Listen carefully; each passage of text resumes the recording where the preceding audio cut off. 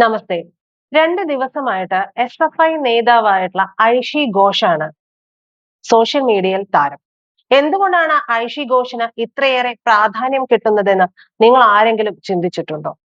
ഇന്ന് ഐഷി ഘോഷ് വന്നിട്ട് പറയുന്നുണ്ട്, പത്രസമ്മേളനത്തിൽ പറയുകയാണ്, എനിക്കെതിരെ 15ഓളം കേസുകളുണ്ട്. അതായത് വേട്ടയാടുകയാണ് എന്നുള്ളത് തന്നെയാണ് അതിലൂടെ പറഞ്ഞു വെക്കുന്ന ഒരു കാര്യം. കൂടാതെ ഇക്കഴിഞ്ഞ ദിവസം എ.കെ.ജി ഭവനിൽ വെച്ചിട്ടുള്ള വീഡിയോസ് എല്ലാം നമ്മൾ കണ്ടതാണ്. അറസ്റ്റ് ചെയ്യാനായിട്ട് പോലീസ് എത്തുന്നു. അന്നേരം പോലീസിന് യൂണിഫോം ഇല്ല. അതുകൊണ്ട് ജോൺ ബ്രിട്ടാസ് എം.പി അവിടെ എത്തി ഇടപെട്ട് ചില കടുകട്ടി ചോദ്യങ്ങളെല്ലാം ചോദിച്ചുകൊണ്ട് പോലീസുകാരെ മൗനത്തിലാക്കി തിരിച്ച് പറഞ്ഞയക്കുന്നു. അതായത് മിണ്ടാട്ടം മുട്ടിച്ച് തിരിച്ച് പറഞ്ഞയക്കുന്നു. ഇതിന് വലിയ സ്വീകാര്യത കിട്ടിയിട്ടുണ്ട്. സത്യത്തിൽ ഐഷി ഘോഷ് എന്ന് പറയുന്ന നേതാവ്, 30 വയസ്സുകാരിയായിട്ടുള്ള നേതാവ്, എസ്എഫ്ഐയുടെ നേതാവ്, സഖാവ് ഏറെ അഭിനന്ദനം അർഹിക്കുന്നുണ്ട്. കാരണം നമ്മുടെ പ്രധാനമന്ത്രി നരേന്ദ്രമോദിയെ മുട്ടുകത്തിച്ചിട്ടുള്ള വ്യക്തിത്വമാണ് ഐഷി ഘോഷ്. അങ്ങനെ ഒരു വ്യക്തിത്വത്തെ അല്ലെങ്കിൽ അങ്ങനെ ഒരു സഖാവിനെ എങ്ങനെയാണ് അംഗീകരിക്കാതിരിക്കാൻ സാധിക്കുക, അല്ലെ? പക്ഷേ ഐഷി ഘോഷിനെതിരെ 15ലധികം കേസുകൾ ഉണ്ട് എന്ന് പറയുന്നുണ്ട്. ഈ 15ലധികം കേസുകളും ഐഷി നടത്തിയിട്ടുള്ള പോരാട്ടങ്ങളുമായി ബന്ധപ്പെട്ടിട്ട് ഉണ്ടായിട്ടുള്ളതാണ്. 2025 വരെയുള്ള കേസുകളാണ് എന്നാണ് മനസ്സിലാക്കുന്നത്. ഈ കേസുകളിലെല്ലാം തന്നെ സത്യത്തിൽ ഐഷി ഘോഷിനെ അറസ്റ്റ് ചെയ്തിരുന്നെങ്കിലുള്ള ഒരു കാര്യം നിങ്ങൾ ആരെങ്കിലും ആലോചിച്ചിട്ടുണ്ടോ? അത് ആലോചിക്കേണ്ടത് ഏറെ പ്രാധാന്യം അർഹിക്കുന്ന ഒന്നാണ്. ഒന്നാമത് CJP വീണ്ടും പ്രൊട്ടസ്റ്റ് നടത്താനായിട്ട് അങ്ങ് നിൽക്കുകയാണ്.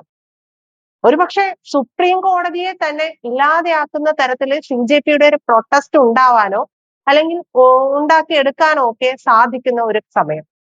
പക്ഷെ CJPക്ക് പോലും ജീവൻ പകർന്നു നൽകിയത് ഇടത് സംഘടനകളാണ് എന്നുള്ളതാണ്.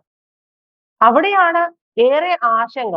എ.കെ.ജി ഭവനിലേക്ക് കോർട്ട് ഓർഡറുമായിട്ട് അല്ലെങ്കിൽ വാറണ്ടുമായിട്ട് അറസ്റ്റ് ചെയ്യാനായിട്ട് ഇനി എത്തി എന്ന് തന്നെ വിചാരിക്കുക. നമ്മൾ എന്താണ് സാധാരണയായി ആഗ്രഹിക്കുക? ഒരു സഖാവാണ്, നെഞ്ചും വിരിച്ച് നിൽക്കണ്ടേ, അറസ്റ്റ് ചെയ്യൂ എന്ന് പറഞ്ഞുകൊണ്ട് സത്യത്തിൽ അങ്ങനെ ഒരു അറസ്റ്റ് നടന്നിരുന്നുവെങ്കിൽ ഇടത് സംഘടനകളുടെ അല്ലെങ്കിൽ CPM എന്ന് പറയുന്ന പാർട്ടി ദേശീയ തലത്തിൽ നിലനിൽക്കുന്നുണ്ട് എന്നുള്ളത് ഇപ്പൊ സത്യത്തിൽ കാണിച്ചു കൊടുത്തത് ഐഷി ഘോഷ് അല്ലേ? അങ്ങനെ ഒരു അറസ്റ്റ് നടന്നിട്ടുണ്ടായിരുന്നുവെങ്കിൽ ഐഷിയുടെ കരിയറിൽ അല്ലെങ്കിൽ സഖാവ് എന്ന് പറയുന്ന ജീവിതത്തിൽ ഉണ്ടാകുമായിരുന്ന ഒരു മൈലേജ് ഉണ്ട്, ഒരു ഹൈപ്പ് ഉണ്ട്. സത്യത്തിൽ ഇവരെല്ലാവരും കൂടെ ചേർന്ന് ഐഷിയെ അതിൽ നിന്ന് വിലക്കുകയല്ലേ ചെയ്തത്? ഐഷിക്ക് എന്തുകൊണ്ടും കാലിബർ ഉണ്ട്. ഐഷിയെ പ്രൊട്ടക്ട് ചെയ്യുന്നവരാണ് ഈ സമൂഹ മാധ്യമങ്ങളിൽ അടക്കം ഏറെയും പേര്. എല്ലാവരും തന്നെ ഐഷിക്ക് അനുകൂലമായി നിൽക്കുന്നവരാണ്. കാരണം ഐഷി വിറപ്പിച്ചത് വെറും ഒരു നേതാവിനെയല്ല, ഇന്ത്യയുടെ പ്രധാനമന്ത്രിയെ തന്നെയാണ്. അമിത്ഷാ പോലും വിറച്ചുപോയ സാഹചര്യം.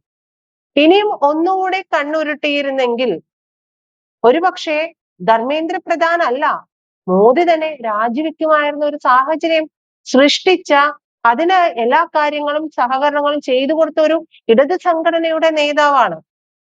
അപ്പോൾ ചുമ്മാ ആ ഒരു സമയം പാഴാക്കി കളഞ്ഞു എന്നല്ലാതെ അതിനെക്കുറിച്ച് മറ്റെന്താണ് പറയേണ്ടത്?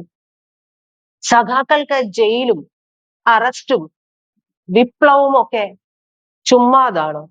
അത് അവരുടെ രക്തത്തിൽ അലിഞ്ഞു ചേർന്നിട്ടുള്ള ഒരു കാര്യമല്ലേ? പ്രത്യേകിച്ചും ഇവിടെ വല്ലാത്തൊരു ഏകാധിപത്യം വന്ന് നിലനിൽക്കുന്ന ഒരു സാഹചര്യത്തില് ഈ ഒരു ഇടപെടൽ എന്ന് പറയുന്നത് വളരെ മർമ്മപ്രധാനമായ തന്ത്രപ്രധാനമായിട്ടുള്ള സാഹചര്യത്തിലേക്ക് കാര്യങ്ങളെ കൊണ്ടെത്തിച്ചില്ലേ? ഇനി 2029 ഒരുപക്ഷെ ഐഷി മത്സരിച്ചാൽ ഐഷിയുടെ ഒരു കരിയർ എവിടെ വരെ എത്തുമെന്നുള്ളത് നിങ്ങൾക്ക് മനസ്സിലാകുന്നുണ്ടോ? പക്ഷെ ഐഷി പറഞ്ഞതിൽ ചില കാര്യങ്ങളിൽ ഒരു വ്യക്തത കൈവരാനുണ്ട്. ഭയം സൃഷ്ടിക്കുന്നു എന്നാണ് പറഞ്ഞത്. ഇവിടെ ഭയം ആരാണ് സൃഷ്ടിച്ചത്? അങ്ങനെ ഒരിക്കലും ഐഷി പറയരുതായിരുന്നു എന്നാണ് തോന്നുന്നത്. കാരണം ഭയപ്പാടിലാക്കി നിർത്തിയത് CJP-യും ഇടത് സംഘടനയും ഐഷി ഘോഷും ഒക്കെ ചേർന്ന് നമ്മുടെ ഭരണകൂടത്തെ അല്ലേ, അങ്ങനെ ഒരു ഭരണകൂടത്തെ വിറപ്പിച്ച് നിർത്തിയ ഒരു സഖാവ്, ധീരയായ സഖാവ് വന്നിട്ട് ഇത്രയധികം കേസുകൾ ഉണ്ട് എന്ന് പറയുന്നു. സത്യത്തിൽ ഒരു സഖാവിനെ സംബന്ധിച്ച് 15 കേസ് എന്നൊക്കെ പറയുന്നത് വളരെ ചുരുങ്ങിയ കേസാണ് എന്നാണ് എനിക്ക് തോന്നുന്നത്. ഞാൻ സത്യത്തിൽ പ്രതീക്ഷിച്ചത് ഐഷയെ AKG ഭവനിൽ നിന്ന് അറസ്റ്റ് ചെയ്തു കൊണ്ടുപോകുന്നു, അതിനെ തുടർന്ന് വലിയൊരു വിഷയം ഉണ്ടാകാനുള്ള സാധ്യതയുണ്ട്. കാരണം നമ്മളുടെ നീറ്റുമായി ബന്ധപ്പെട്ടിട്ടുണ്ടായിരുന്ന വിഷയങ്ങൾ അതങ്ങ് തീർന്നു കഴിഞ്ഞപ്പോൾ പലർക്കും ഇനി എന്ത് ചെയ്യണമെന്ന് അറിയാൻ പാടില്ലാത്ത ഒരു സാഹചര്യമുണ്ട്. അതുകൊണ്ട് തന്നെ ആ സമയത്തേക്ക് കോൺഗ്രസ് ഈ CJP പ്രൊട്ടസ്റ്റേഴ്സിനെ എല്ലാം വളഞ്ഞിട്ട് പിടിച്ച് അവരോട് പറയുകയും അവർക്ക് ഏതാണ്ട് 1.5 കോടി രൂപയുടെ നിയമസഹായം വാഗ്ദാനം ചെയ്യുകയും ചെയ്തതോടുകൂടി കേന്ദ്ര സർക്കാർ പറഞ്ഞ വാക്കുകളെല്ലാം അവർ ലംഘിക്കുകയാണ് എന്നുള്ളൊരു സ്റ്റേറ്റ്മെന്റ് കൂടി CJP നേതാക്കൾ പറഞ്ഞു വെച്ചു. ആ സമയത്താണ് ഐഷയുടെ അറസ്റ്റിനായിട്ട് ഇവർ എത്തുന്നത്. ജോൺ ബ്രിട്ടാസ് MP വളരെ കാര്യമായിട്ട് ഇടപെടുന്നു, വളരെ വാക്കുതർക്കങ്ങൾ നടക്കുന്നു. ഒടുവിൽ അവരെ മിണ്ടാട്ടം മുട്ടിച്ച് പുച്ഛിച്ച് ഇറക്കി വിടുന്നു. പക്ഷെ അതിനേക്കാൾ ഏറെ ഒരു ഹൈപ്പ് എന്തായാലും കിട്ടാമായിരുന്നത് ആ അറസ്റ്റിനെ കൊണ്ടായിരുന്നു. അപ്പോൾ നിങ്ങൾ ഒരുപക്ഷെ പറയാനുള്ള ഒരു സാധ്യത എന്ന് പറയുന്നത്, ഐഷി ഘോഷിനെ അറസ്റ്റ് ചെയ്താൽ മോദി ഭരണകൂടമാണ് അറസ്റ്റ് ചെയ്യുന്നത്, എന്ത് സംഭവിക്കുമെന്നുള്ള ഒരു ഭയം ഉണ്ടാകും എന്നുള്ളതാണ്.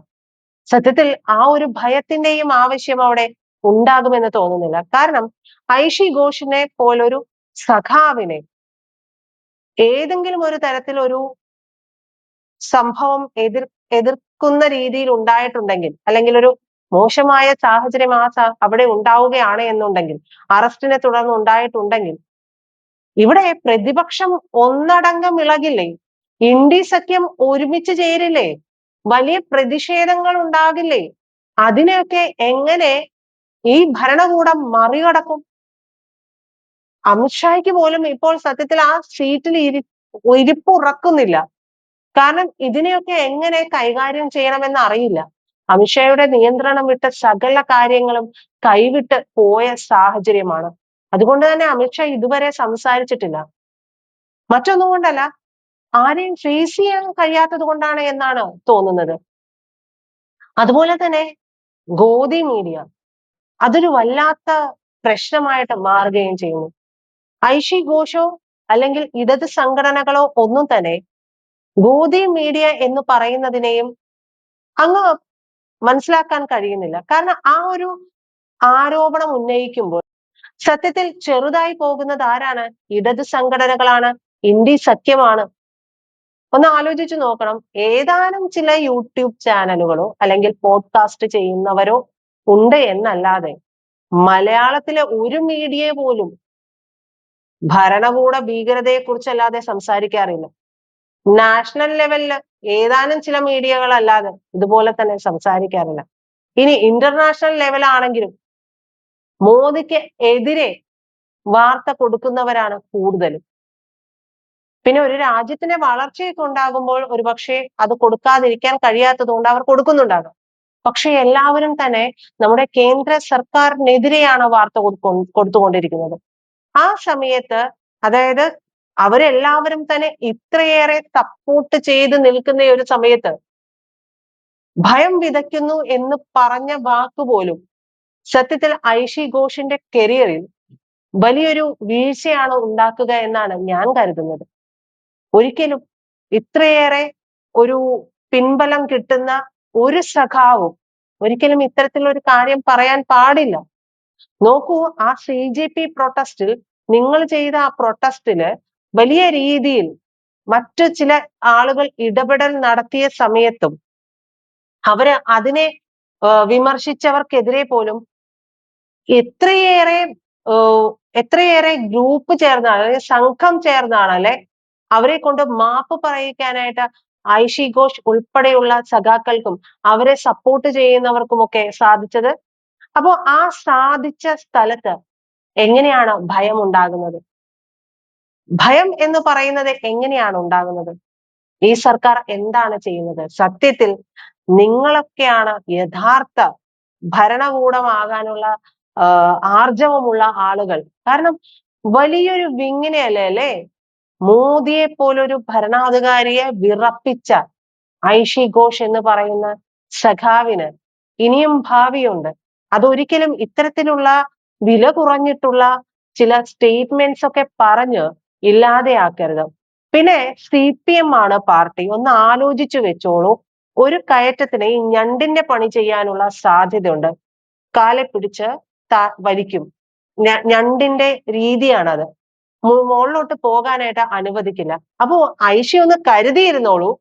ഗോദി മീഡിയയോ കേന്ദ്ര ഭരണകൂടത്തിനെയോ അല്ല, മറിച്ച് CPM-നെ, ഇടത് സംഘടനകളെ. പ്രിയപ്പെട്ടവരെ, നിങ്ങൾക്ക് ഈ വീഡിയോ ഇഷ്ടമായി എന്നുണ്ടെങ്കിൽ ലൈക്ക് ചെയ്യാനും ഷെയർ ചെയ്യാനും സബ്സ്ക്രൈബ് ചെയ്യാനും മറക്കല്ലേ.